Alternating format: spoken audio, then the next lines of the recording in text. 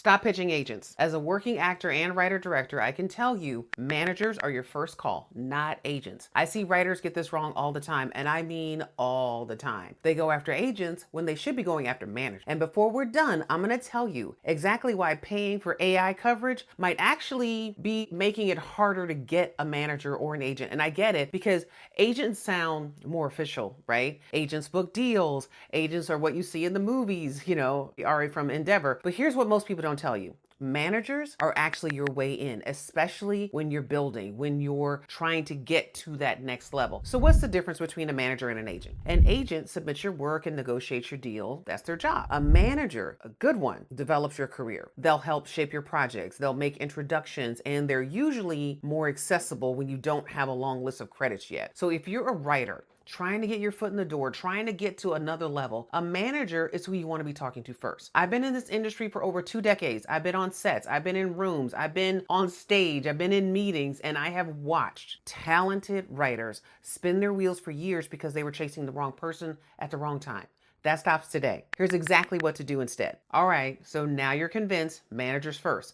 But knowing that isn't enough. The question is, how do you get one to actually look at you? I got 3 steps for you. And hear me on this. The last one is the one nobody in this space talks about, but I heard this from a manager just recently, and it's the one that I think will actually get you to that yes. So let's go. Step 1, be prepared. Sounds so simple, but I just want to break this down. Before you reach out to anyone, you need material. And I'm not talking about one script you've been working on for 3 years. I'm talking about 2 to 3 TV pilot scripts and 2 to 3 feature scripts. That's your baseline. Now, what is a spec script? A spec script is a script you write on your own without being hired for free to demonstrate that your voice and your craft. You could write an episode of an existing show that's on the air right now, but no one really does that.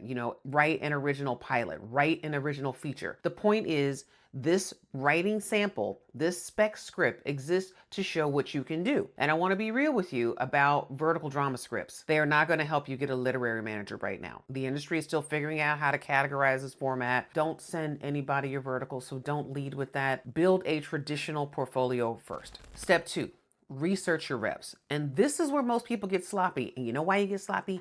Because it's work. Because you find a list of managers online and you just start blasting out query letters. Please don't do that. Please, please, please don't do that. So agents are harder to get than managers, but let's just focus on managers. But the approach is the same. So whether you're reaching out to agents or managers, or for that matter, distributors, sales agents, learn something real about them. Do they work with writers at your level? Do their clients do the kind of work you aspire to do? Are they building a roster or are they full? I mean, I've seen writers get dismissed, not because their work wasn't ready, because they reached out to someone who hadn't signed a new client in 2 years, or someone whose entire roster was TV writers and they're pitching their features, their Christmas movies. It's not a rejection of your talent, guys. That's a research problem, and research problems are completely fixable. This matters because a polite, informed, respectful outreach goes a very long way. Let your work do the talking, but make sure you're pitching to people that you've done your homework on. And speaking of pitching yourself, you need to know how to do that. Who are you as a writer? What do you write about? Are you representing something in your scripts? What makes your voice specific? Do you have a voice? So when you submit your samples, you should be able to not only answer that in 2 questions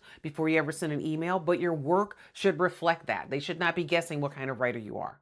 All right, step 3, get notes. Make your script ready. Here is the biggest lie you've been told about getting a literary manager, that your script just needs to be good enough. No, it needs to be ready. And there's a difference between good and ready. Let's get into it. So how do you know when it's ready? You get notes, but here's where I want to kind of push back on the conventional advice, because not all notes are created equal. I know the industry standard is coverage, and everyone talks about coverage. And coverage is basically a report where you pay someone to read your script and give you hopefully professional feedback. And yes, it can give you an industry perspective, but coverage is not always the best place to get real notes on your writing. The notes can be surface level, and sometimes there's real complaints right now that the scripts aren't even being read by actual humans in some of these services. Which brings me to AI coverage. Do not pay for AI coverage. I'm so serious right now. It will give you a summary. It'll tell you what's in the script, but you can do that yourself. It'll give you comps, which you should also already know. You should be able to know what are comps to your script. And people act like the only selling point about AI coverage is that it's fast. I mean, really, that's it? Your script deserves better than that. Because what AI can't tell you is if it's good. I can't tell you if the emotions are working because AI does not have emotions. So, what I love more than coverage is a table read. Get your page in front of good actors and listen to what lands and what doesn't. You'll know within 5 minutes, and you're certainly going to know within 50 minutes what's happening if your script is working. And the benefits of that go beyond notes. You're networking, you're building your film family. You feel creative because you are being creative. The energy in a room full of talented people working on your material, hearing your words out loud, is something that no coverage report can give you. Okay, now, competitions, labs, and intensives are also worth looking into. The right ones can get your work in front of industry eyes, and it gives you credibility when you're sending out your query letters. So do your research on which ones actually move the needle. And lastly, guys, if you don't have a writers group, get one. Find people at your level who are serious, who will give you honest feedback, who are capable of giving honest feedback, and who you can grow with. Actors and writers and directors who understand story are some of the best note givers you will ever find, and you'll be building your community. So here's the bottom line.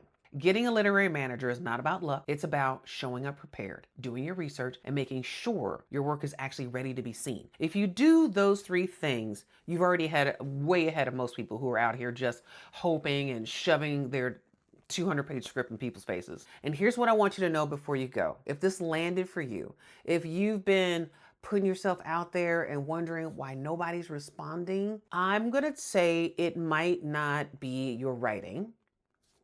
Might not. It might be your strategy, because those are two very different problems. And one of them is very fixable. And I built a free webinar specifically to walk you through how to get your projects made and moving in 2026. The link is in the description. Come through. Let's build.